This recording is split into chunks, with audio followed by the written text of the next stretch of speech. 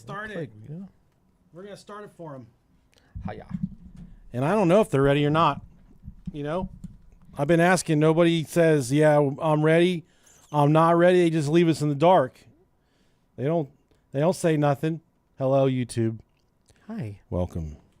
It's a 5:28 Eastern Standard edition of the Brohio podcast. Hey, look how they're so quick on the draw there. Jersey Pete, Coble, Halton Shade, Imperial Shot, RG.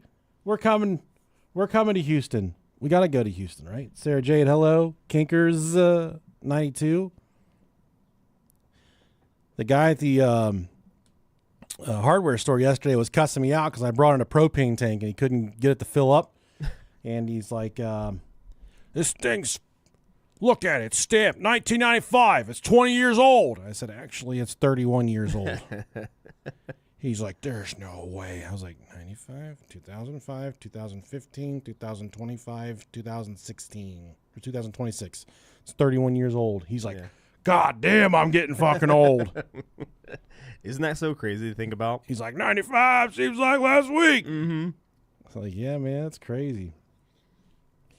Nippalicious, yeah. My nipples just won't stop being unhard. No matter what I do, I can't get my nipples to stop being hard. I kind of like it, though.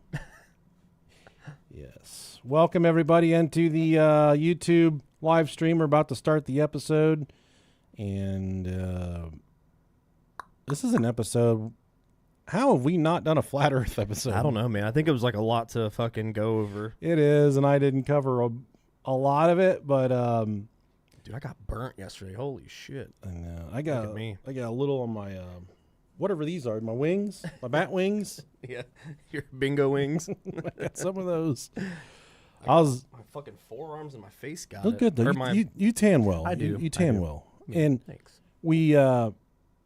I was riding the hog yesterday. Oh, hell yeah, I was listening to rap music. And that's not a euphemism either.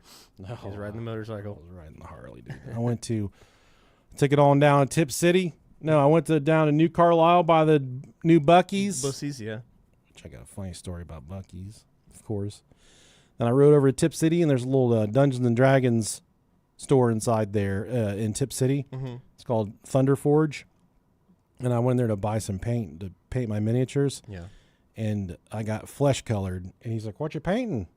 And I said, it's not for me, so don't get any weird ideas, but it's a fairy. And he's like, I'm not accusing you of anything.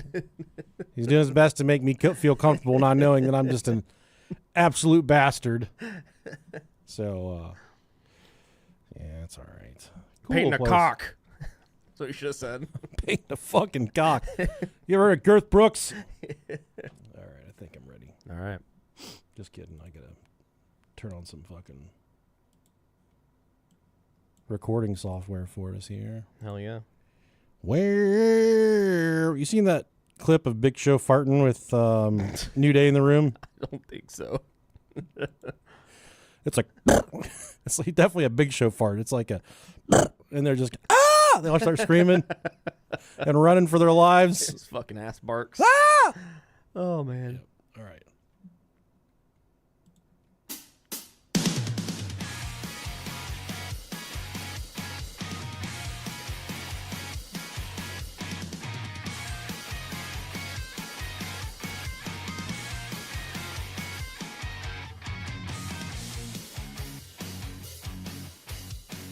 This is a very important episode because I've come to tell all of you that I don't like blowjobs anymore because they hurt my mouth real bad. And I thought the only way to get over it was to come record a podcast with my best friend in the whole entire world, even though he keeps on inviting me to golf and I can't because I'm incapacitated. I've been trying. And the rubber hits the road on Saturday because I got a golf league I'm supposed to be in. Yeah, you don't have a choice at that point, right? I can't so I'm left-handed. I can get down to here, but then once I go past here, it just stops. It's like it stops. It feels like, I don't know what, I've never had any type of venereal disease or anything like but it feels like there's a deep infection. That's not good, man. It's not infection. I've torn something. Yeah, for sure. But You do it for the glory, baby. Right. And that's where we're at with it. So, Die young, leave a pretty corpse. speaking of leaving pretty corpses, I pooped for a second day in a row, so that's really exciting for me. I Good am for you, man. I'm the delicious Nickalicious, I'm Rob Dog. Hey, guys. and we are so happy that you decided to join us for the Flat Earth Megasode, where we're going to be talking all things flat Earth. We're going to be talking about flat titties, flat wieners, flat butts, and I don't like flat butts, but sometimes I can make them work. And I like flat boobs. I like big boobs. I like my wife's boobs more than any boobs in the entire world. I'll tell her that to her face, man. Boobs are good, regardless of the type of boobs. She's here. I just like that they give life, you know. Yeah. You can feed a baby for 2 years with a flat boob. And you can feed, Or a big boob. or you could use that same titty to feed me for about 3 minutes. That's all I need, boy. Rob is a wet nurser. And that's okay. Some people pay extra for that. We had we got some new Patreon subscribers. Hell yeah. Let's welcome them to the crowd, starting off with, this is the sound it makes when I poop. This person's name is Sploosh. Thank you, Sploosh, for the Patreon pledge. Love it. And I really hope you weren't sneaking microphones into the toilet when I was going number 2-ski, because that would be a disgusting invasion of privacy. Although I've thought about live camming my poops, because I think it would do well for just people. That'd be that pretty wanna know. fun. That's the You do to me sometimes, so. yeah. Not sometimes, it's all the time. Every poop. Next, we got Christian Ailman. That's a great last name. That's a fucking beer drinker if I've ever heard one. The Ailman. I'm watching, what is it? Night of the Seven Kingdoms right now. Mm-hmm. I'm almost done with it. Brother, I'm telling you, I like to pass on things, and the Ailman made me think of, because they drink ale in it. Mm-hmm. This is top 3 shows I've ever watched. Hell yeah, It's that's that freaking good. It's that much fun. It's like the best part of Game of Thrones, but it's a little bit funny. Okay. And it's Nice. it's really good. I think you guys should all give it a shot. My wife's, he is here right now. We are 10 minutes. Dude, I fucking hate the Apple keyboard. It is awful. It's really weird. It's God, it's man. small. God. How about Miss Madness Returns? Ooh, that's fun. I never knew you went away, Miss Madness, but I certainly welcome your return, Miss Madness. Thank you for coming back, and I hope you stay forever this time. I hope you don't ever leave, sweetheart, Please because don't. that makes it sad when you leave. So you're right about the big return. Next one, just be careful. Next one, yeah, we got to be careful with. So I'm just gonna. I don't even fucking know how to go about this. We talked about this earlier, and I didn't know exactly what I was gonna say for this person, but yeah. She is a fugitive of justice, okay? Yes. He or she has a spouse that wants to kill he or she. So he or she must not be mentioned on the podcast. There you go. She who must not be named. He who must not be. Undisclosed location somewhere in the mountains this person is. They who must not be named. They, them. But it would like to be featured on the Patreon. So thank you for coming Y'all. on the show. Y'all. There we go. Appreciate you. Y'all gay. Hell yeah. And last in, whoa, dick in your mouth while you yawning. Man, that's the worst. I hate when that happens. If I had a $4 boy, if I had $1 for every time that happened to me, we'd be cooking. We'd really have some money. We'll do it, not the dick, but whenever the cat yawns, we'll fucking do that. Put her hand in her mouth. I do it to Pepper. I fucking take my finger and I slam it under her tongue like her little guzzle thing or whatever. I don't know. What's that soft spot under your tongue called? I don't know. Your mandible? Your goozle. I fucking frogger goozle.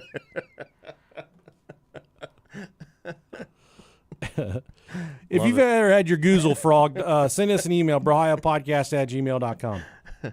Man.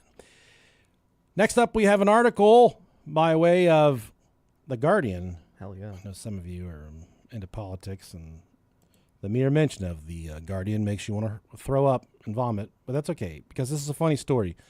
Texas fracker turned escort says repression allowed business to flourish. A Western Texas fracker starring in a podcast about how his attempted moonlighting as a handyman turned into a lucrative sex work largely solicited by distracted oil industry professionals, housewives, says he believes his region's repressive sexual attitudes gave his side gig an opening to flourish. So what this guy was doing is he was trying to be a handyman, and he was doing all the handyman stuff, and then he started getting hired to lay these ladies down. It was wives of oil field workers. So if you are an oil field worker in Texas and you're leaving home and you got your old lady at the house, man, handyman's laying pipe and fixing pipe. As it was put in the documentary and separately to The Guardian, his path to escorting was circuitous charcuterie board. He had just gotten divorced from a woman to whom he had been married to for 2 decades. He wanted to keep himself occupied as well as earn a little bit of money during his resting periods between his fracking work. So he posted an online advertisement offering his services, hanging shutters, repairing leaky faucets, other odd jobs around the house. His first respondent was a woman who was a deacon at her church. She said she thought she'd like him to fix shutters at her mansion while her husband was away on an oil rig. Shortly after he arrived, he successfully leaned in for a kiss, or she successfully leaned in for a kiss, and they had sex. She paid Mickey $200 despite him not touching a single shutter at her home. Said his second client summoned him for the similar. He didn't fix any shutters, but he fucking hung some beef curtains. Fucking slammed her like a screen door in a windstorm, baby. He said the second job, he was hired for a house repair. They started having sex almost immediately after she answered the door in a negligee. Hell yeah. And without prompting, she handed him exactly $200. So this sounds a little bit of maybe word of mouth. Mm-hmm. Ooh, he's got some fucking round pecs and a fat schlong. He walks in and just fucking hits it, man. I don't want to spoil it for you guys, but in that Knights of the Seven Kingdoms series, there's a really old man in it, and he's got the biggest dick I've ever seen in my life. Now I have to watch. I think you and I should watch just that part together after this ends, because it's so fucking humorously large. You think it's a prosthetic? Yeah, it's definitely but it just swings and it looks so real. It's so much fun. But think about that. Imagine if that really was his dick and then everybody just assumes it's a prosthetic. Like, is that good or bad? That I would want the whole world to know. Yeah, I'd be like, that's not a prosthetic. I'd have first cut, I'd have been just fucking shooting cum out of that thing, letting everyone know that was not a mountable dick. Can you get a prosthetic of a dick smaller than yours? I probably could, for sure. They don't make them that small, brother. Oh, shit. Yeah, I don't know. We'll have to do some research on that. Yeah. So, I wonder, we did have a good movie prop dick, but I lost it. Someone stole it from me. Oh, yeah. In my job, I was wearing it like a real dick. And then the guys were starting to they get really nervous. They wouldn't make eye contact. This is my last job, so please don't fire me. And I'd wear it and hanging out of my zipper, and they wouldn't look down at it anymore. And then this one guy grabbed it, snatched it, and then he never gave it back. He went and sat on that. Hopefully. He had a really bad attitude. Yeah. He was the only one that didn't handle it well. Like, it made him really upset. Oh, so I confronted him with it the most. He's closeted. Yeah. It's okay. You're ruffling him a little bit. He's getting all turned on. He's like, God damn. If he comes at me one more time with a fake dick and not a real dick. That's why he was mad. I'm over it. So we got the new Buc-ee's down the road from us. Yeah. About 5 minutes away. And this place is a goddamn madhouse. You can't get in. You can't get out. And when you do get in, good luck finding doing anything without someone's wiener being up your butt. There's just it's pretty packed in there. Asses and elbows. Although my wife and I, we went early yesterday morning. Mm-hmm. Sunday morning we went at about 8:30, 9 o'clock, and it was smooth sailing, buddy. Yeah, that's when we went.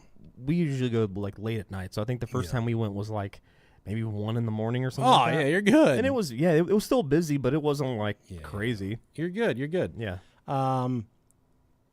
We were walking around and that Lone Star song came. It was playing. It was, every time I rise me, it's feeling inside me.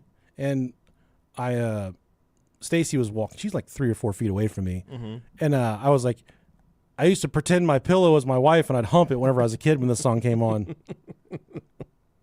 And then somebody behind me went, "Oh shit!" I look behind me. There's this black dude like right behind me, dude, and he heard every word of it. And he's like, "You stupid as hell!" And he started laughing really hard. And dude, my wife was.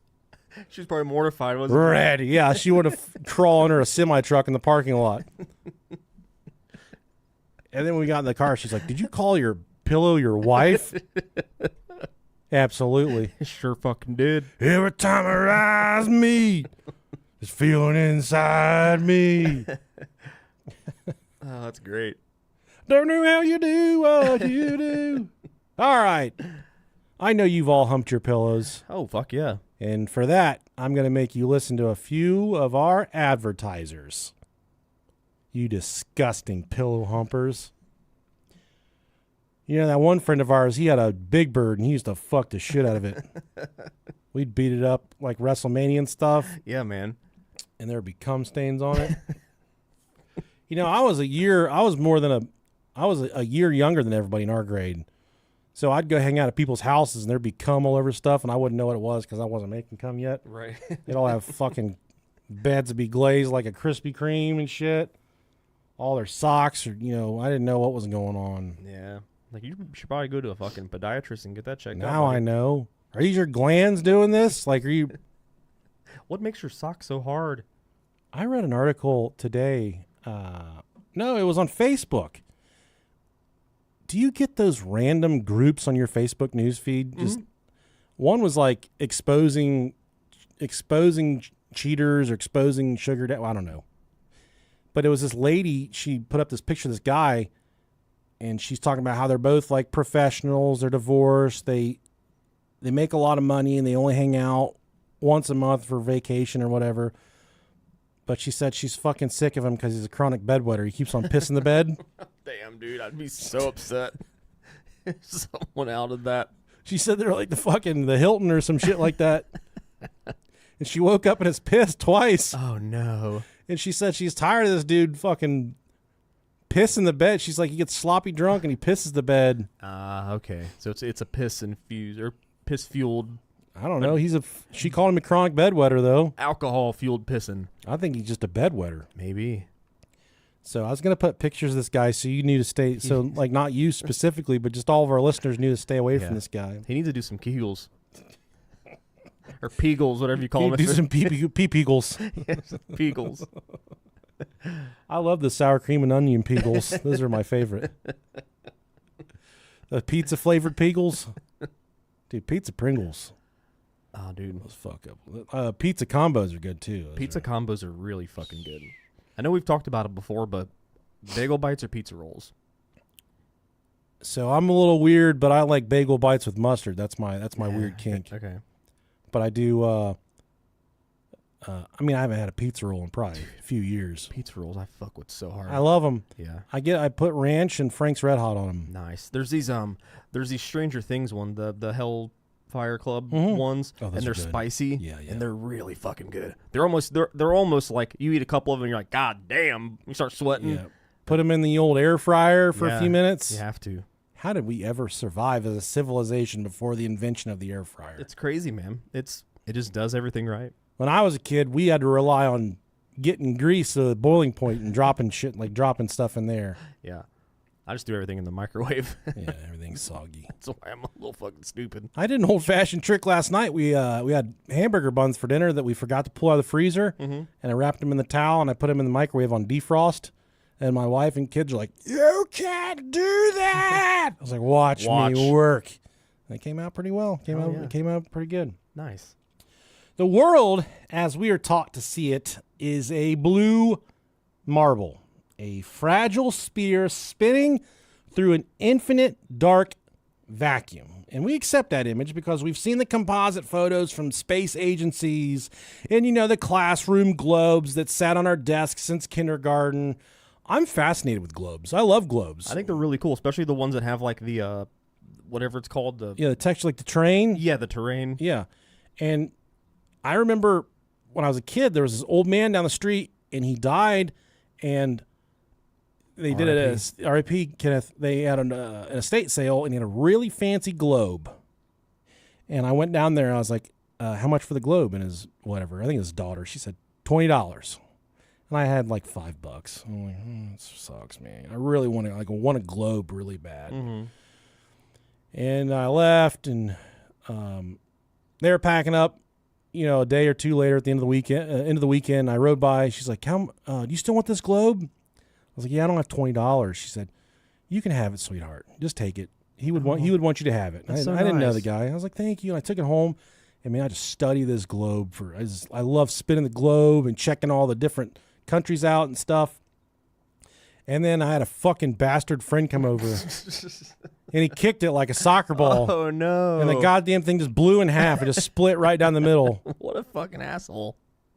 That thing was hard too, man. He kicked the fuck out of it. He fucking booted the shit. It's Chris, dude. He's a fucking asshole. Fuck your globe. This guy, Chris broke the fucking globe. I was helping his mom move out of an apartment, and instead of moving the couch down the steps, his mom lived in the third-story apartment. Instead of moving the couch down the stairs in my Ford Ranger, he threw it out of the balcony in the bed of my truck, and it missed the bed of the truck and hit the roof of my truck and severed the antenna on my brand new 2005 XM radio that I just had installed. Nobody had XM radio yet, dude. Severed that night. I was so fucking mad. We went home, and I finally just like, okay, and I was ready to kill him.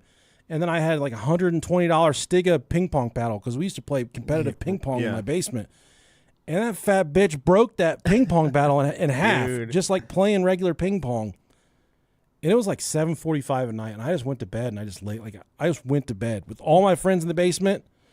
I just went upstairs and went to bed, and they all come up there, and they started to come up the stairs to talk to me, and they turned the lights on. I was like, turn the fucking lights off! I was mad. So I heard them they're like talking. It's like Brandon and Mike and Chris and all these guys. So they turned the lights off, and in the attic, it was pitch black. You couldn't see anything up there. They all came upstairs anyways and sat around the bed and talked to me in the complete pitch black about why I was so upset. And they apologized for me having a bad day and stuff. All your shit got broken, man. And dude, I was at my fucking wit's end. I was sick of it. And they're like, come on, man, let's just go. We're going to go to Waffle House. And I said, honestly, guys, I want you to leave me the fuck alone. And I made everybody leave. And I just laid there. And just wallowed. Thought about all the stuff that I'd bought that was broken in one day by the same guy. That's what it's like when you have boys. Piece of shit. I know. Girls, too. Don't worry. They break everything. Yeah. But for a growing community, though, that image of the globe, of the Earth as a sphere, it is an illusion. To them, the truth isn't found. It's not a textbook. It can't even be found on a satellite feed. It is found simply by looking out at the horizon. They see a world that is stationary, it's level, and it doesn't end at the curve. It ends with a towering wall of, you guessed it, frozen water, or you and I like to call it, ice. Ooh. Not the mean kind that's deporting everybody, but regular cold ice that you get out of the freezer. Antarctica is the focal point of this entire worldview. In the standard model, it is a frozen continent at the bottom of the globe. In the flat Earth model, Antarctica is actually the outer rim, a 150-foot tall glacial barrier that encircles the entire world, holding the... Oh, I'm sorry, dude. Jeez, man, that was close. At lunch, lady at work said, you want onions in your salad? I said, I guess. I guess. That did you in. And it was red onions. I went, fuck, dude, man. Yeah, that's rough. Raw red onions. Mm-hmm. You feel like a goddamn rabbit. You'll taste those for days. I think there's a chunk stuck in my throat. Between the world we know and the great unknown. I'm sorry, I lost my spot here. This is the ice wall. It is the boundary between the world we know and the great unknown that lies beyond. But if such a massive structure does in fact exist, why have we not seen it, right? Why aren't there tourist flights over the edge? You know, they would be definitely, if there was an ice barrier wall, I feel like they would be capitalizing on it. For sure. Elon would have something that could, you go fly over the edge, see the great unknown. And this is where the mystery deepens a little bit, because proponents point to the Antarctic Treaty, which is a very strange piece of international law that it restricts free travel to the frozen south. So Antarctica, you can't just go there, and nobody governs it. There's no leaders. There's no people. But if you did have a way to get there, you're not allowed to. There's a global armada, like a global treaty. You can't just go there. Yeah. Which is very strange. It's really, really strange. I've always found that quite like I wonder why. What's there? Well, we're going to find out in this episode. They believe that this isn't about, the flat earthers believe that this isn't about environmental protection, but about military enforcement. They believe that someone or something, a creature, a group of creatures, is guarding the edge of our world. And to find out why, we have to look at the man who claimed to have seen what lies on the other side. For decades, flat earthers, we call them, have been mostly a bit of a punchline. And I'll be the first to admit it. I make fun of flat earthers. Me too. It's so easy. It's because they deserve it, undoubtedly. But the arrival of high-definition internet changed everything, because around 2014, the Zetetic movement exploded out of the message boards and onto mainstream video platforms.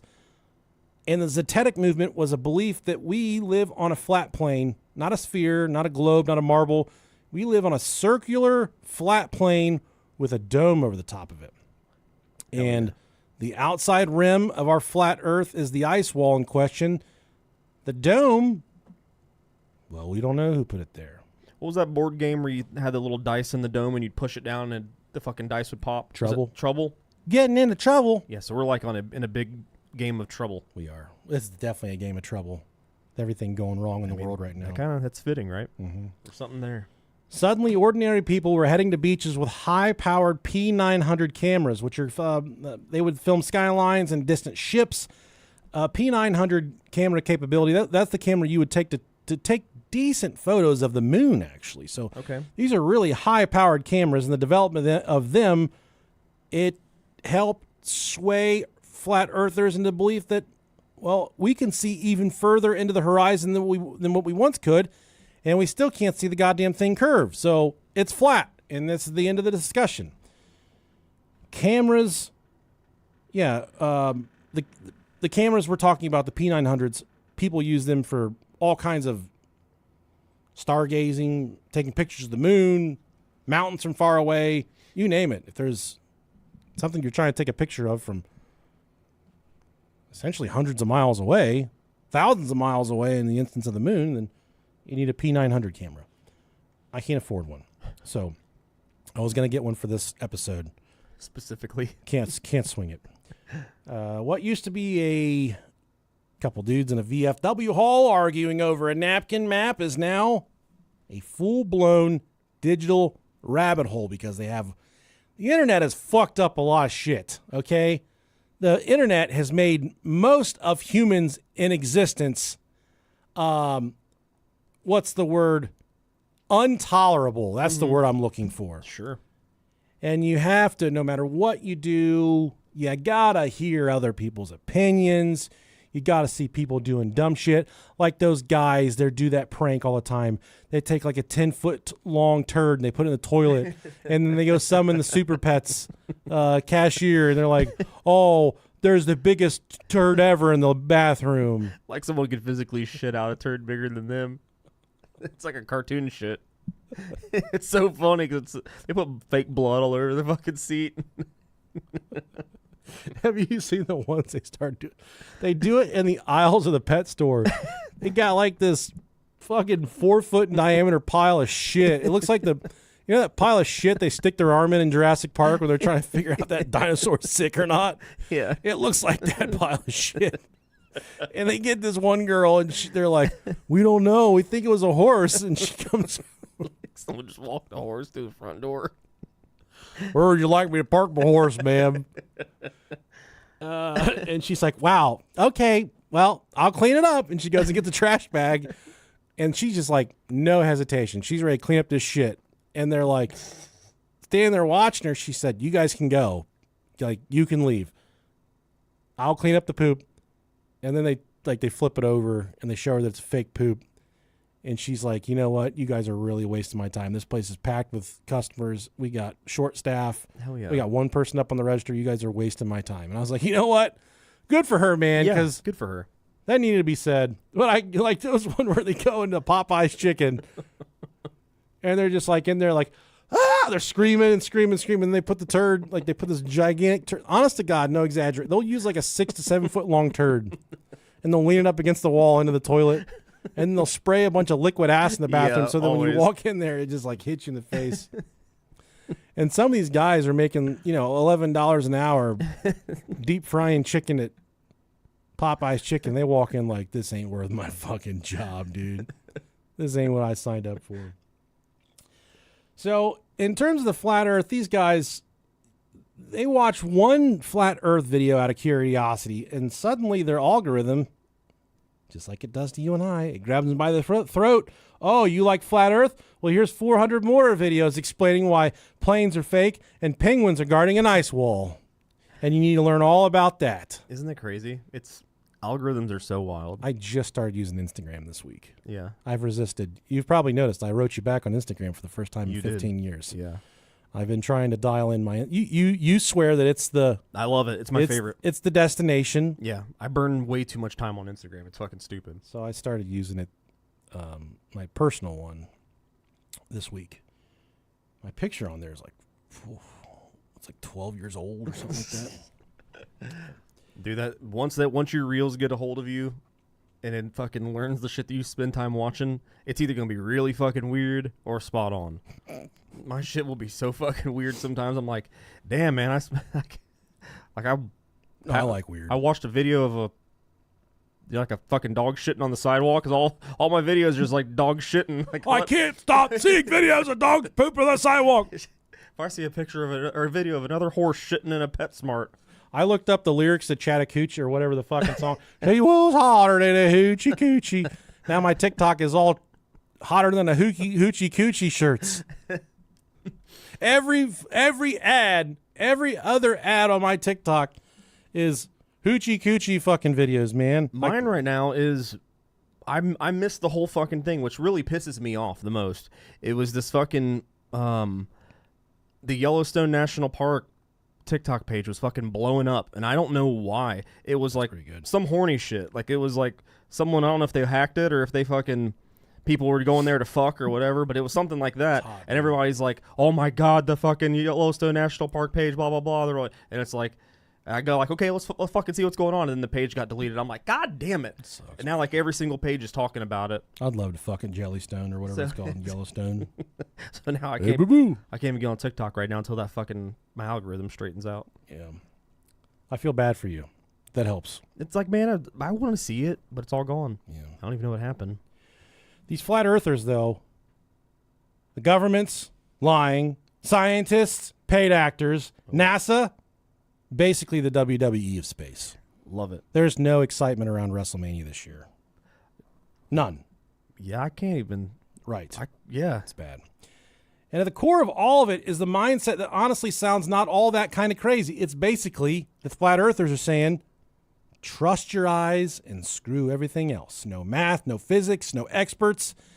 They look at the horizon. In the horizon, it's flat. No matter how you try and skin it, the horizon is flat. They stand still, and you know what? They don't feel movement. Scale is funny, isn't it? Not the scale that you stand on, but just the scale of I don't think the fucking scale I stand on is very funny at all. Just how fucking big the planet is. Yeah, but if you think about it, you're trying to explain this to a child and you're like, the earth is turning at 1,000 miles an hour. Yeah. Bitch, put me in a car at 1,000 miles an hour and I'm spraying poop all over that thing. Like, it seems crazy, right? it does. Yeah. And we're just squatting here. We don't feel nothing. There's a video of Neil deGrasse Tyson when someone asks him what would happen if for like a split second the earth quit spinning, and like what he says it's complete catastrophe. Oh yeah, the oceans would shit. Like yeah. Gravity would yeah. cause the oceans to run. It's essentially like, it's terrifying. I think he even said if the planet slowed down at like 3 miles an hour, that it would be catastrophic. So just think of like a tsunami or like water hitting the shores. Mm-hmm. It would be like that, but it would literally be all of the water in the ocean. Yeah, right. Not just, whatever. I don't even know how much water is involved in a tsunami, but if you take all of the water in the entire, there's enough water in the ocean to cover the entire earth. There's more water than there is land, for sure. There's a lot. We'd be you think your water wings, you got those fucking water wings ready, buddy. You need a gator boat or something. It makes you wonder how high the water would go. Right? Higher than giraffe pussy for sure. So then what? Yeah. We'd be shit out of luck, man. Right. We'd die. No, we'd all be fucked. Yeah, for We'd sure. drown. I don't know. That'd be a cool way to go, though. At least we'd all die together. Right. Some people would live, though. You think? I think. Like the fat ones? No. Like they're buoyant? The buoyancy would float them? Like you're on a fucking vacation in Barbados. You're scuba diving for sharks or whatever. Mm-hmm. So you're like in scuba gear the moment. Okay. You just timed it perfectly. You're swimming around looking for treasure. Your wife dropped her wedding ring. You're like, I'm getting that thing back. So you're in a scuba suit and you're down there. So some people would survive the initial catastrophe. I don't know what that would look like, but sure. You just have to be able to scuba dive back to the fucking scuba station and get some more tanks. I would imagine that honestly, if something like that did, you get caught under so much water that the pressure alone would pretty much squash you like a bug. Yeah. So, yeah, there wouldn't be too many survivors. Maybe one or two if I had to guess for sure. Like Brock Lesnar and maybe Sylvester Stallone, somebody like some He's action. old, man. I don't know. So the flat earthers, they say, just look at the horizon, man. It's flat. In their conclusion, this thing ain't spinning at 1,000 miles an hour. You all are fucking playing with us. To them, the globe is brainwashing. The flat earth, that's the wake up, like their wake up sheeple moment. And I don't like using the word sheeple, but that's kind of their motto. It's something anyone could supposedly prove if they just stop listening to scientists and start believing in themselves. And once you're in that mindset, once you've decided the entire system is lying to you, like the Admiral Richard Byrd, the guy that flew too far, who saw too much, and maybe, just maybe, he found out what's past the edge. We're talking about Admiral Richard E. Byrd, who we will talk about more in depth here in just a few minutes. But the cornerstone of their argument for flat earthers, it's kind of simple, though. It's a 4-word mantra. Water always finds its level. 5 words. 5 words. Typo. And that's right, man. True. Yeah. To a believer, this isn't just an observation. It is an unbreakable physical law that renders the globe model impossible. They argue that if you fill a container, whether it's a bathtub, a swimming pool, or a massive lake, your butt with water, like you're douching, whatever it is, the surface of the liquid remains perfectly flat and horizontal. And that's right. Sure. It's very correct. The conclusion for them, if the earth were a ball, the surface of the oceans would have to curve downward to follow the radius of the sphere. But since we cannot observe curved water in our daily lives, they conclude that the earth must be a stationary level plane. Think about taking a bowling ball and then you dare yourself to shove it up your ass. What do we do to get to business to where we are putting a bowling ball in our ass, right? And you take a bowling ball and you take a bottle of water and you dump water on top of it. What happens to all the water, man? It runs off. It runs off. Right. End of discussion.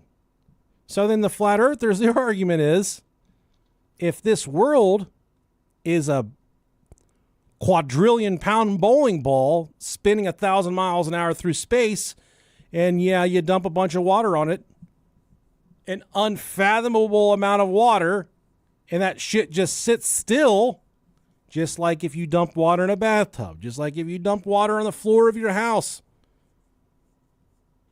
It doesn't, like the physics of it, to the untrained brain, to somebody, I'm giving a little bit of credence to this argument.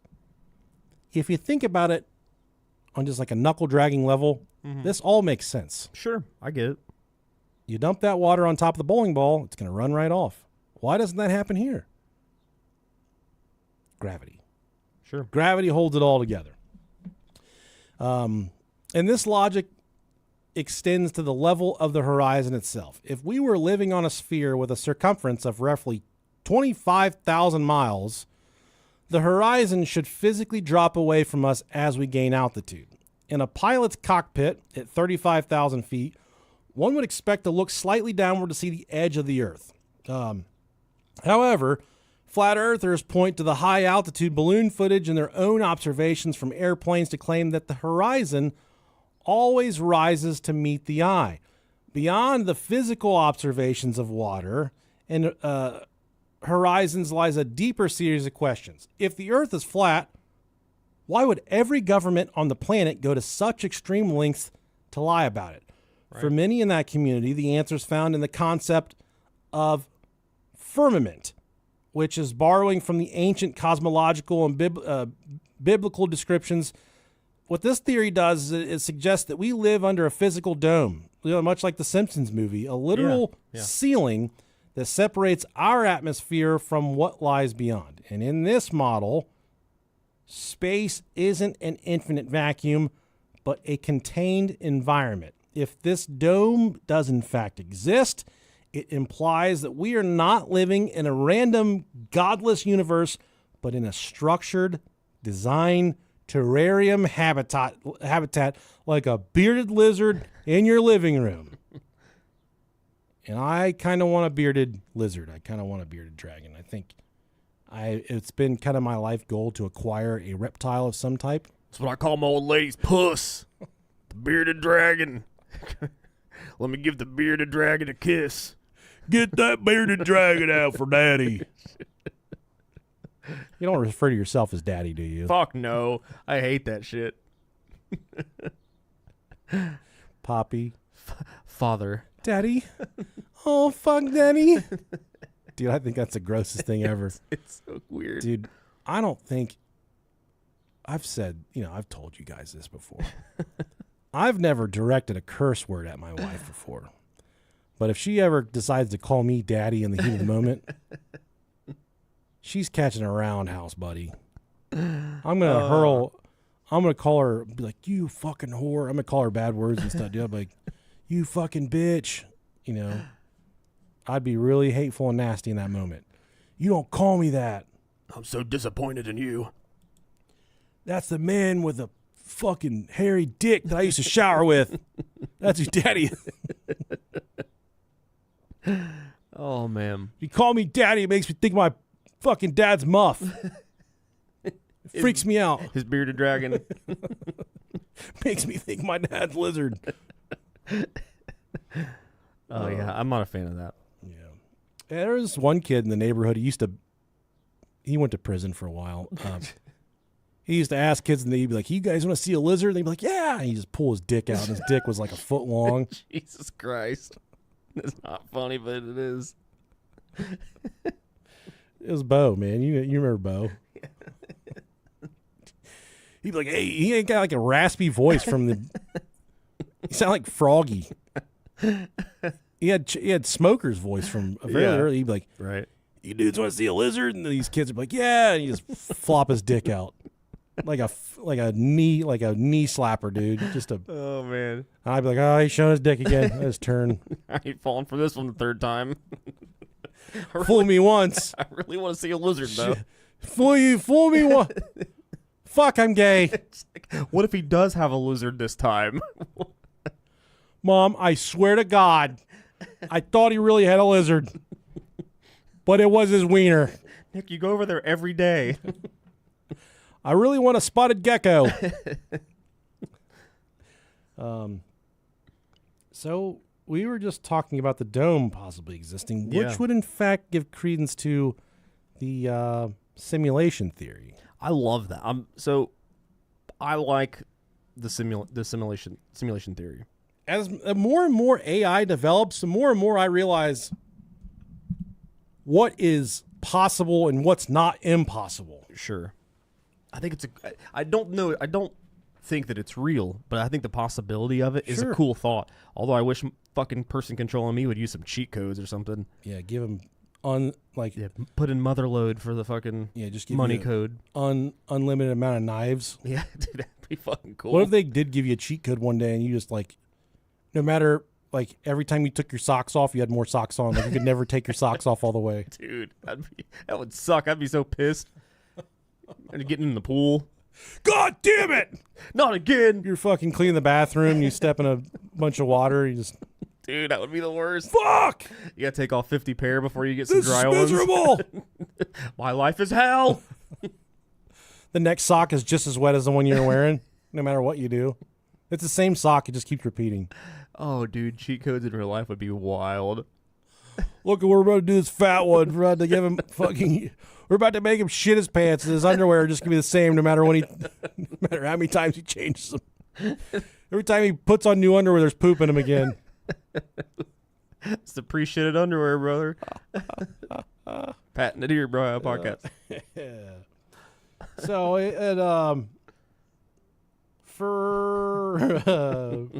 furry nuts. That's what we're talking about. No, the argument is that by convincing humanity that there's fucking poop in these underwear too. Dude, I'd be mad. I'd be mad as shit. Literally every pair of underwear. Dude, right before we came down here, I went and pet Pumpkin, and she was covered in shit. And I'm like, dude, typically cats don't shit and lay in it. That's true. So then I go poop hunting, and I found all of it, and she's just been laying shit all day. No problems walking, no problems getting up, no problems going to the litter box. Just shit herself and laid in it. Oh, man, that sucks. Poor thing. So then I'm like, get a wet paper towel, and I'm cleaning her. Oh my God! You get a cat wet, they're just like, ah! It's like you're slaughtering them. Right. You literally pooped on yourself. Mm-hmm. I'm trying to save you from having to lick this because there's going to be an intimate moment later this evening where you're licking poop out of your hair. And that's not going to taste good. Nasty bitch. Yeah. If people, the argument is that by convincing humanity that they are on a spinning marble in a vast void, those in power can make people feel insignificant and easier to manipulate. If people realize that they were at the center of a protected stationary system, it might lead to a global awakening, some kind of revolt. They view NASA as the biggest propaganda machine in the entire country, in the entire world, and pretty much a faux government entity. I don't disagree with that. Man, the more I learn about the original moon landing, the more I realize that thing was... I don't think it ever fucking happened. Fucking faker and Pam Anderson's tits, buddy. I don't think it ever happened. It didn't happen. If the ice wall is the container and the dome is the ceiling, then someone must have tried to find the exit, right? Sure. This theory goes that in the 1940s and the 1950s, the world's superpowers weren't just exploring Antarctica for science. They were, in fact, searching for the limits of this enclosure that we're living in. And they needed a man with the skills of a pioneer and the clearance of a high-ranking officer to lead the way. They needed Admiral Richard E. Byrd, the man who would eventually claim to have found a land that shouldn't exist according to any map. And I believe this is probably one of the top 5 gayest nicknames they've ever given a person this entire podcast. They gave Admiral Richard Byrd the nickname King of the Poles. Oh, man, that's pretty gay. Yeah, man. Pretty fucking gay. He was a hoot at the clubs, you know. They loved him. He was a power top. Very much so. To understand why Admiral Richard E. Byrd is the central figure in this mystery, you gotta understand the man himself. In the first half of the 20th century, Admiral Byrd was the ultimate American hero. He was like a decorated Navy version of Indiana Jones. He wasn't some fringe theorist or a basement hobbyist or some crazy conspiracy theorist. He was a highly decorated naval officer and an aviation pioneer.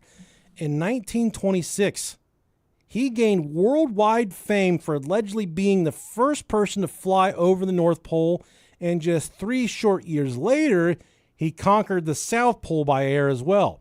By the time the 1940s rolled around, Byrd, you guessed it, he was the undisputed king of the poles, the man the U.S. government turned to whenever they needed to pierce the veil of the frozen unknown.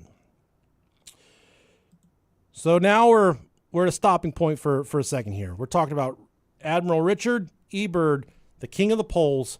I do want to clarify one thing.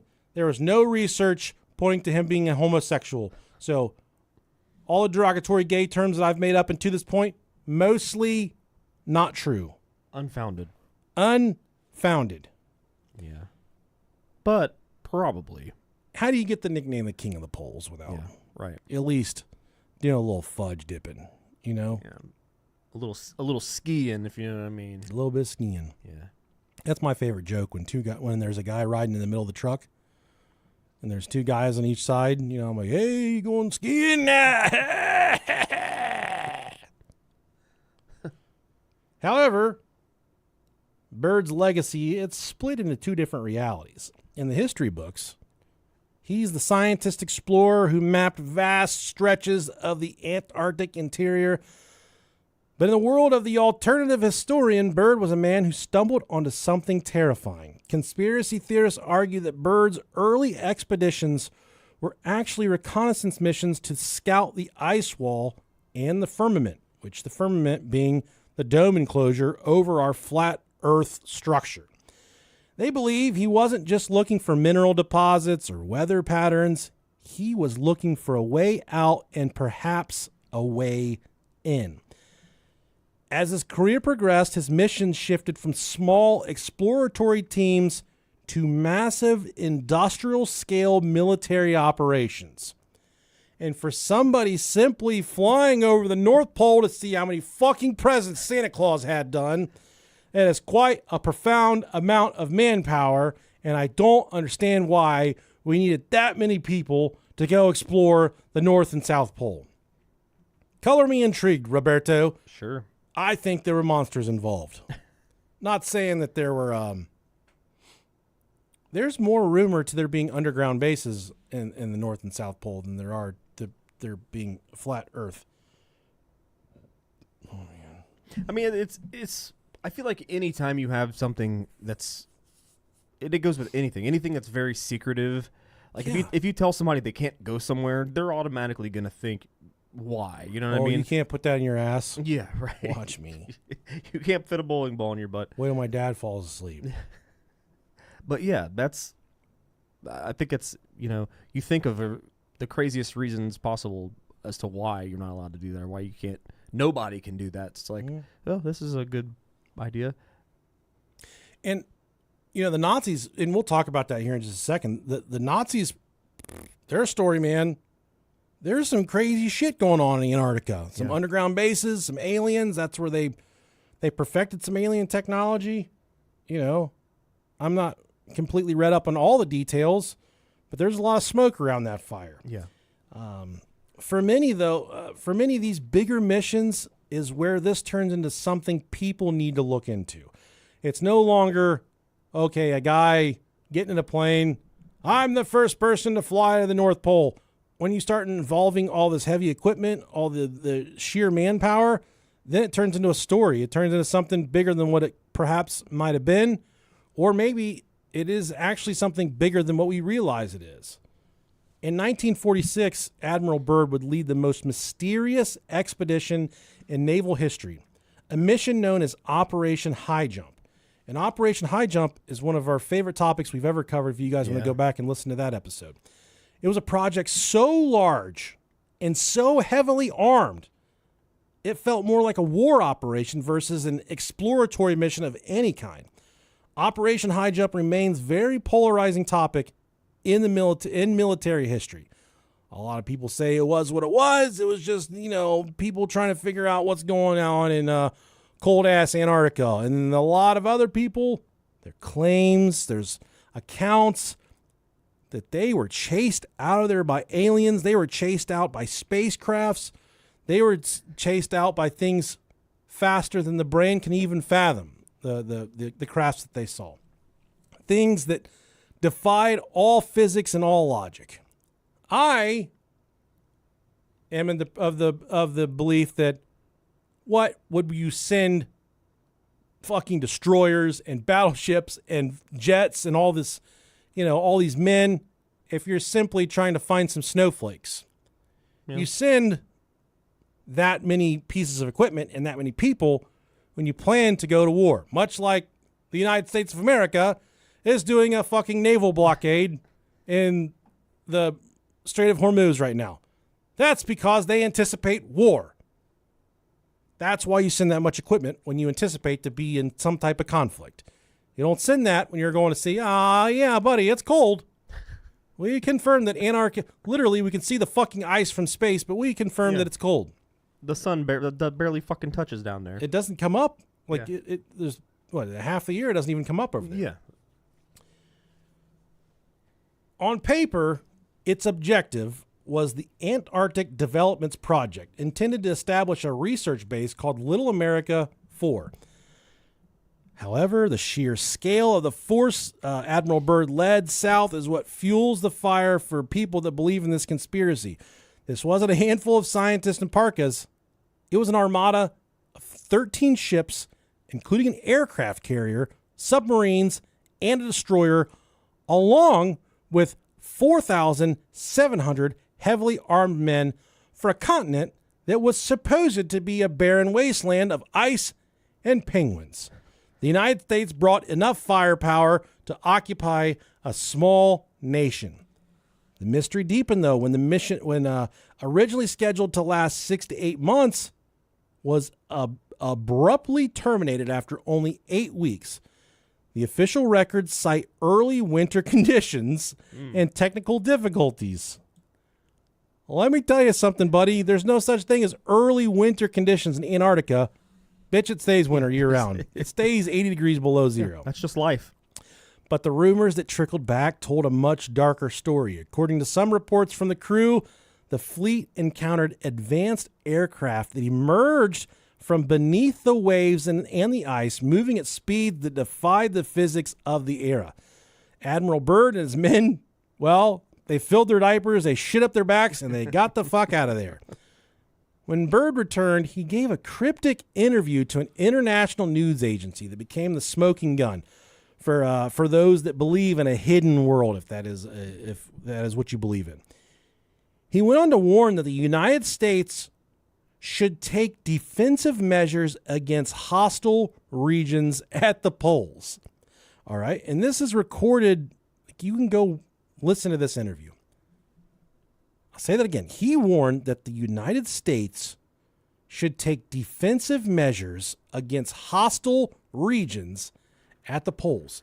So he saw something, he experienced something that made him want to tell the entire world in an interview, hey, buddy, we better be prepared for whatever's there. It's got to be aliens. Gotta be aliens. Gotta be frozen aliens. He spoke of the necessity of protecting the country from enemy aircraft that could fly from pole to pole with incredible speed. For the flat earther, this wasn't an alien invasion. It was the military's first confrontation with the guardians of the dome, or perhaps an advanced civilization living just beyond the ice wall we are never supposed to cross. In a 1954 interview on the television show Longine's Chronoscope, during the interview, Admiral Byrd sat before the cameras and uttered a series of sentences that have been analyzed, slowed down, and dissected by millions of people in the decades since. What he did is he spoke of a vast, untapped wilderness, describing an area as big as the United States that had never been seen by a human being. He spoke of a land beyond the pole. In a globe-based model, there is no beyond the South Pole.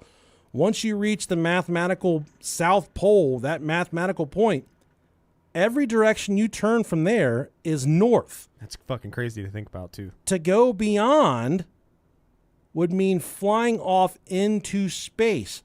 But in the model of a flat, circular Earth, going beyond the pole means traveling further out toward the edge of the rim into territory that shouldn't exist on our maps.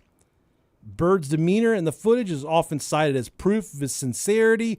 He didn't look like a man speculating. He looked like a man describing a physical place that he had, in fact, actually visited.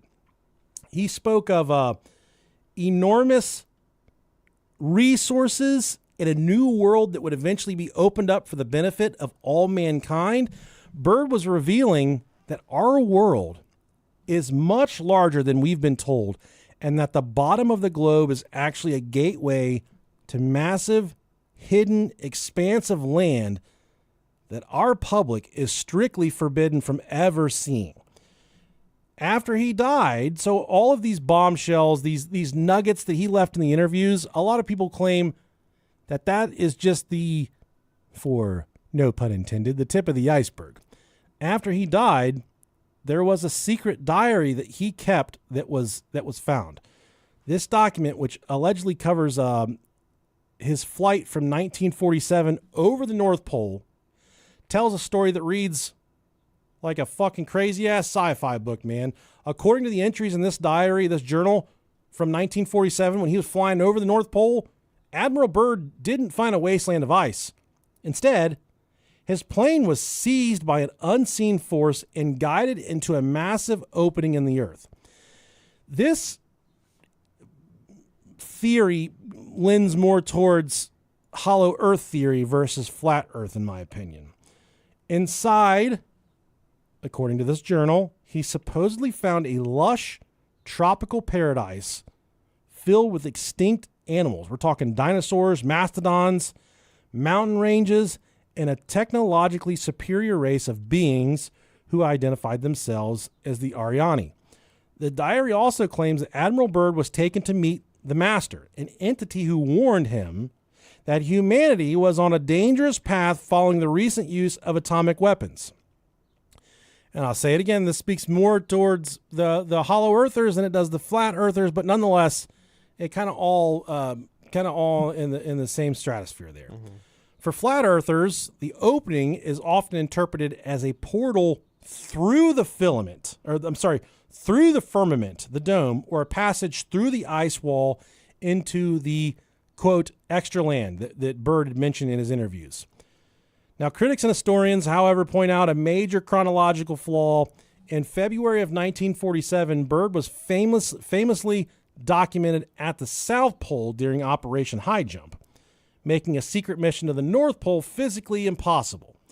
Yet the diary continues to circulate as a cornerstone of the conspiracy, with the testimony of Admiral Richard Byrd and the sensory observations of the zetetic method in hand. Well, the flat earthers say if the Earth isn't a globe, what does it actually look like? And most of these flat earthers, the proponents, they point to something called the Gleason's map, which is a pretty cool thing to look at if you want to search it up on Google. And actually, if you're watching on the YouTube stream, we will go ahead and put up a picture of the Gleason's map so you guys can I've seen this before. Follow along with us. It's something you guys have probably all seen before, but nonetheless, it is worth open image, a new tab. I can't fucking see that at all. Okay, we can zoom in there. Oh, there we go. Good shot to you guys. So on YouTube, you guys can see that. This is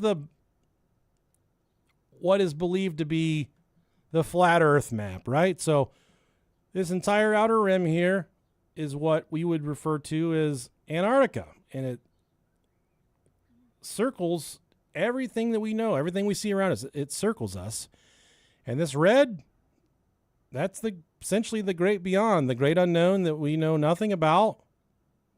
Well, Admiral Byrd claims to have gone to this point, but I don't know that we've ever gone. I don't know that we've ever pierced the veil. That's not something that I can say. A question. So if you're in Japan and you hop on a plane and that plane fucking flies due east, you would eventually hit the States. Right? Yeah. So then how would that work if you're not flying over a wall of ice on this map? On the flat Earth map? Yeah. So I think you go. Are they saying you go around the outer edge? You don't physically go, because you know what I mean. Like obviously, if you can physically do that, you're going around. I would say their thought is you're essentially flying in a circle. You're circumnavigating. Yeah, you're flying in a circle. It's a suckle. Suckle. Yeah. Okay. So I think that's their belief. Gotcha. Keep in mind, silly. I'm not a flat earther. Yeah. But a lot of this stuff, all this stuff with Operation High Jump, that's a really fun story. Yeah, it is. And I want to buy it. But also, when I look at the horizon, it doesn't appear to curve to me. And I understand how gravity works. If you drop a goddamn bowling ball on your foot, it's going to hurt. It's not going to just like veer off into space. That's what's holding the water down. It's all scale. I remember seeing a video. I don't remember what the plane was. Whether it was a fucking SR-71 or whatever it was. And this was very recent, maybe within the past like 2 or 3 years, I think. And you can plain as day see the curvature of the Earth. Oh, sure. Yeah. 100%. I do not think the Earth is flat. Yeah, the guy even says, well, here's your curvature, flat earthers. What I do believe is that there are many mysteries to this Earth that we're not privy to. Sure. And I think there's things that have been discovered. The ocean, for instance. It's mostly unexplored. Absolutely.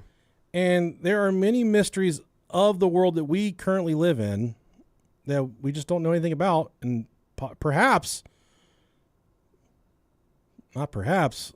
almost with complete certainty, there are things that they've kept from us that they've not told us. The ocean's terrifying. I find the whole Antarctica thing very fascinating. It's like, I want to know. Nothing there for me. Yeah. Although I do fuck with penguins. I think they're so much fun. Penguins are cool as fuck. Yeah, I do like penguins. Yeah, I'd go where the penguins are just for that. But then after that, I'm like, it's too fucking cold. Yeah. So we talk about the Gleason map for just a second. Mm-hmm. In this model, the North Pole sets at the center of a flat disk with the continents fanned out around it. Antarctica is no longer a continent at the bottom, but the white ring of ice that encompasses the entire perimeter. Interestingly, believers often point out that this is the exact same projection used in the official flag of the United Nations, almost like a hidden in plain sight type clue. They claim that the global elite are using this. Oh, it's the United Nations flag. And it kind of... There's the United Nations flag, and that looks eerily similar to the Gleason Flat Earth map. So I see it. For somebody that believes in this type shit, that you'd be like, hey, fucking... The reptiles are fucking hiding it right in front of our eyes, and we're not going to do anything about it, are we? If Admiral Byrd found a gateway to a new world with infinite resources, why was the door slammed shut immediately after return? The answer, many believe, lies in the legal document that effectively put Antarctica under permanent lock and key. If the ice wall is the boundary, and in fact Admiral Byrd was the scout who found the opening, then the Antarctic Treaty of 1959 is essentially the deadbolt that locked the door shut. To a flat earther, this is not a boring piece of environmental legislation. It is the most successful international cover-up in human history. Signed originally by 12 nations, many of whom were bitter enemies in the Cold War, it effectively declared an entire continent off limits for sovereign ownership and unrestricted travel. It is which is fucking wild, dude. Like, there's a country that doesn't belong to anybody, And there's this treaty like, you know what? None of us are going to go there, and we're not going to let our people go there either. But it's also weird because I know we have outposts there. The States does. I think on a very small... It's small. Let's see. I believe there are several other countries as well. Current... Like UN, maybe, that has...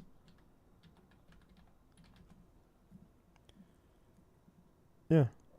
So Antarctica has no permanent residents, but its population fluctuates from about 5,000 people in the summer to around 1,000 people in the winter. These individuals are primarily scientists and support staff living at research stations. Right.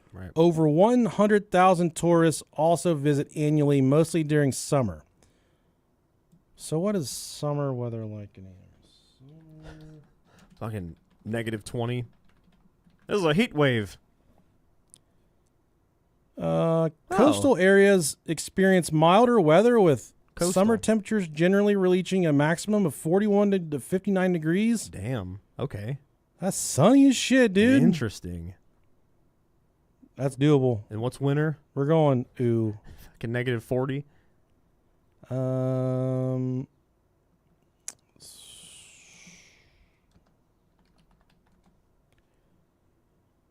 24-hour. -60 Celsius. What's that in freedom units? It's like -90. -60 Celsius to... We're fucking idiots, dude. Sorry. I think it's 32 degrees different, right? It's -76 degrees Fahrenheit. Damn, I'm even dumber than I thought. That's cold. That's cold as fuck. That'd make your nipples fall off. Yeah. It makes me feel better for whenever I'm freezing at -10. People in Minnesota are like, hey, ain't that fucking bad?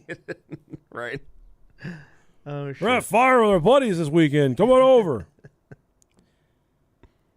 So originally signed by 12 nations, many of whom were bitter enemies in the Cold War, the Antarctic Treaty of 1959, it effectively declared an entire continent off limits for sovereign ownership and unrestricted travel. So weird. It is the only place on Earth where the world's superpowers suddenly decided to stop fighting over land and resources and start cooperating in total silence. The theory suggests that after Byrd's expeditions revealed the true nature of the edge, the global elite realized they had to prevent the public from ever reaching it. Under the treaty, you can't simply hop in a boat or a plane and explore Antarctica on your own. Any expedition requires strict permits, government oversight, and scientific justification. Believers argue that the environmental protection narrative is a front for a massive military perimeter. They claim that if you tried to sail far enough south, you wouldn't find a snowy coastline. You would be intercepted by warships, planes, penguins with rifles, and turned back long before you reach the towering ice barrier that holds the world together. Dude, I would love seeing a cute-ass little penguin shooting my plane down. Yeah. Dude, I would die so happy. Stop right there. We're going to turn you into penguin food. Why is Antarctica the only landmass on Earth without a single permanent city, a single sovereign government, or a single commercial airport? Scientists point to the brutal... Well, we could just fucking stayed along for the rest of our research. Scientists point to the brutal -80 degrees Celsius temperatures and the 6 months of darkness. The skeptics see a no trespassing sign placed there by people who know exactly what Admiral Byrd found. They believe the treaty was the final step in the Great Enclosure, a way to ensure that the secrets of the land beyond the pole remain buried under the ice forever. Scientific community, though, they maintain that these proofs are the result of a misunderstanding of physics and perspective. To the globalists or the physicists, the reason the horizon appears to rise to the eye level is not because the Earth is flat, but because the Earth is so immense that our field of vision can only perceive a tiny fraction of its curve at any given time. Yeah. What flat earthers call water finding its level, scientists define through fucking gravity, a force that pulls all matter toward a common center, causing the surface of the oceans to curve into a geoid shape that follows the planet's mass. The land beyond the pole mentioned by Admiral Byrd is also given a much more grounded explanation in historical archives. Geographers pointing out that in the 1940s, millions of square miles of the Antarctic interior truly were unexplored. When Byrd spoke of a land the size of the United States, he wasn't referring to a hidden dimension or an outer ring. He was just simply describing the massive mountainous heart of a continent that had never been mapped or never been seen by humans before. To a man flying over a literal never-before-seen world, the discovery of any new mountain range or plateau would have felt like finding a whole new world altogether. And I can understand that argument because if you're flying over it, you don't really know. God damn, it's negative fucking 100 degrees Fahrenheit down there. Sure. Your nuts are going to freeze off. To him, he's just seeing it's a whole other world attached to our world that we didn't know about. So there's something we want to talk about called atmospheric refraction. This occurs when temperature inversions in the air essentially bend light over the horizon, creating a mirage that allows objects like ships or distant city skylines to appear visible even when they are technically behind the curve. This has forever been an argument between flat earthers and scientists. We live in an era of GPS, satellite surveillance, and instant information where every square inch of the planet seems to have been digitized and cataloged. For many, the idea that we are living on a spinning marble, well, it makes the universe feel cold, mechanical, and too finished. Once we embrace the theory of the hidden edge or the land beyond the poles, believers are reclaiming a sense of wonder. And we all love to think about the unknown. We all love to dream about the great beyond and just that sense of wonderment. We all like to think about maybe it isn't what we think it is. Maybe it's something far crazier, far more interesting than there is a giant, huge, frozen chunk of ice at the bottom of our world, and there's not a single thing interesting about it. And statistically, when you think about space, you think about other beings out there, statistically, there are other forms of intelligence life out there. Sure. Has to be. Statistically, the size of Antarctica, statistically, there is probably something interesting going on. Yeah. What that interesting is, whether it's hollow Earth bases, whether it's alien crafts flying in and out of the Earth, whether it is a Great Wall. Well, I'm never going to fucking know. I don't want to go there. No. Usually when we talk about these cool places like, these haunted houses or these destinations like Bohemian Grove and all these, I'm like, yeah, I want to go there. If someone's like, you want to go to Antarctica? I'd be like, fuck no, I don't want to go to Antarctica. That place sounds like it fucking sucks. Antarctica can suck my dick. So, whether they, by embracing the theory of the hidden edge or the land beyond the pole, they're just claiming that sense of wonder. They are choosing to live in a world where there are still unexplored frontiers to be conquered, and there's still perhaps dragons on the map. And I love dragons just as much as the next guy.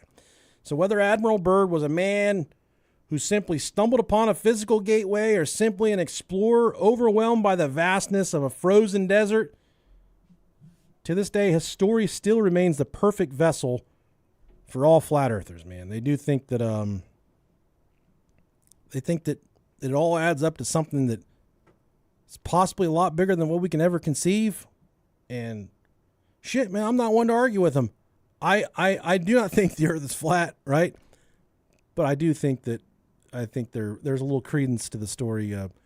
There has to be, you got to think about like, yeah, there is something going on in Antarctica. For sure. Absolutely. There's a reason there's all these stories about the Nazis being there with aliens, us getting chased out, us sending a destroyer and 5,000 men and submarines. Right.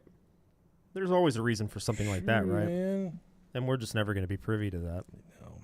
Which sucks. Maybe one day someone will fucking blow the lid off of it, but I don't think they can. But yeah. Unless they get Elon Starlink internet there, they can...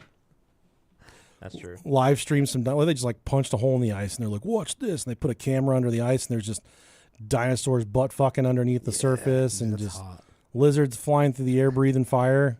Like upside down. I'd want to go there. I'd want to go there and die. Sounds fun to me. Yeah. Well, that concludes our Flat Earth episode. If you are a believer of the Flat Earth now, well, you need to go therapy. If actually, you know what? I want you all to believe in whatever you want to believe in, because that's what I do. I think the Flat Earth idea is pretty freaking cool. What I think is even cooler is just there's like other dimensions to this universe than what meets the naked eye, right? Sure. There's just something above us, things below us. And what really, really sucks is we're likely on this earth such a small slivering speck of granular grain of sand time that we're never going to know about the great beyond. Nope. And I do find it truly fascinating that we had astronauts on the dark side of the moon last week. I think that really was cool. pretty freaking cool. Yeah. I wonder if they could actually see anything on the dark side of the moon, if it's just Just Pink Floyd. pitch black. Yeah. We don't need no education. I do like Pink Floyd. They're really good. I like to space out and just listen to that Yeah. dude fucking rip guitar. God, man, they were good. Another old band that I really like.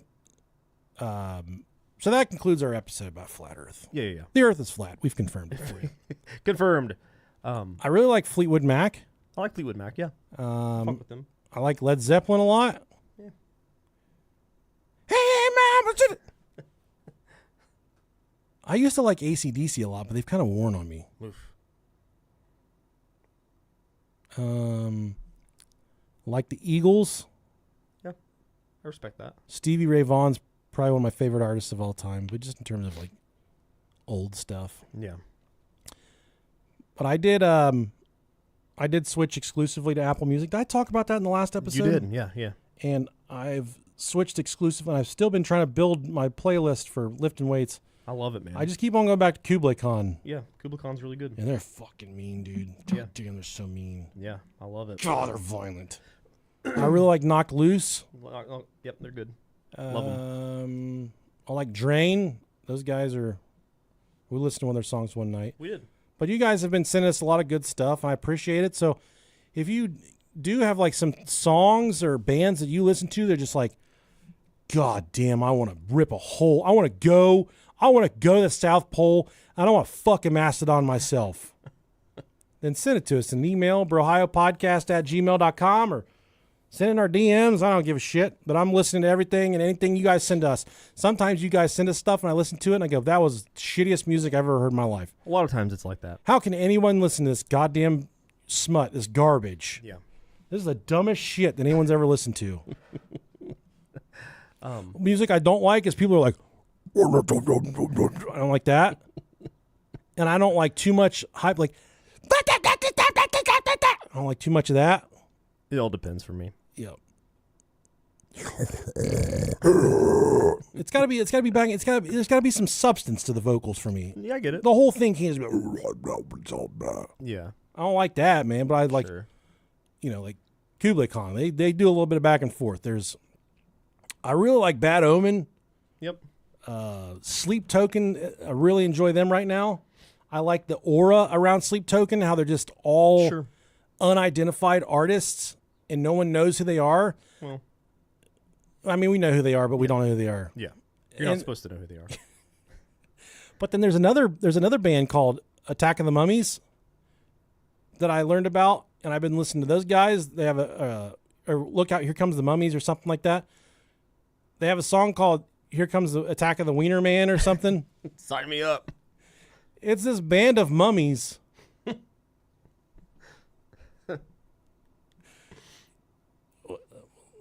Are you not privy to these Nah, guys? I have no fucking idea what you're talking about. It's funny though.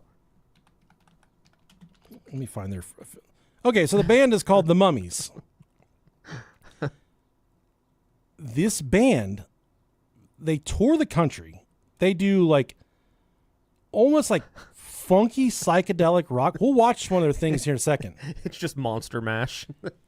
All the band members are dressed up like mummies. Yeah. The rumor is these are all like, there's confirmed Grammy award winning artists that compromise this entire band. And what people say is this is a super group of artists Okay. that no one knows their names. Nobody knows any of their names. They're completely, they have complete anonymity. No one knows who they are. They have no identity, but they say that these really like incredible artists, when they just want to go hang out and jam, they go play in the fucking Mummies. So then you get like these badass guitar players, these cool. badass, just like pure musicians. Yeah. And they play in this band, Here Come the Mummies. And, dude, their shows are just like, they're electric. They're fun. That's fun. I want to go to one really bad. But, Hell yeah. so go check out the Mummies on YouTube. Attack of the Wiener Man is my favorite song. That's pretty cool. Yeah. So. All right, guys. I hope you have a great week. My wife got me Chick-fil-A for dinner. Nice. And Chick-fil-A. And for those of you, I keep on getting emails about the peptide quest. My promise to you is this week I'm gonna record a singular Patreon episode detailing all the peptide stuff. I'm gonna put all the, and I am not making a fucking single dollar off of this, so don't even think that I'm trying to sell you something. I'm gonna lay out the peptide that we use, kind of my stack, and then how I got it, how I use crypto to buy it, and don't be intimidated by any of that, because I'm literally a fucking functioning at a third grade reading level, and I figured all this stuff out. So if you're like, oh, crypto, man, fuck this. If you can use PayPal, if you can use Venmo, if you can use Cash App, then you can buy crypto. The important thing to keep in mind is when you buy crypto through PayPal, Venmo, Cash App, that is considered a non-custodial wallet. That is essentially the same thing as you getting a $10,000 check from your employer and handing it to the bank. If the bank says, can't have your money today, guess what? You don't get your money. Mm-hmm. So then you have apps like Exodus and other what they call custodial wallets, which is like your wallet in your pocket. If your boss gives you $10,000 cash and you put that shit in your wallet and you put that in your ham wallet in your butt, guess what? Guess whose money that is? Your butts. That's your fucking butts. That's your money, man. That's what a custodial wallet is in crypto world. So if I don't do it this week, it'll be this weekend, but I promise in the next 7 days I'll have an episode on our Patreon that I'll make free. I won't even charge anybody for it. I just make it free. You guys can listen to there, and I'll put the Telegram links of people that we use, but pretty much detailing all that if you guys are interested in it. In the meantime, oh shit, I don't like burping on the show, and it's happened 3 times this episode. Must be getting real close to our 9-year anniversary. Getting there. Me and Rob are going to watch a quick clip of the Mummies. Hell yeah. But in the meantime, you guys have a great week. Love you guys. Bye. Attack of the Wiener Man. You about to go take another piss? No, I'm fine. Victory in the Lord. They were trying to get me to sing Victory in the Lord. Sorry, guys, I missed it. Victory in the Lord, I said. All right, see you guys. Bye, guys.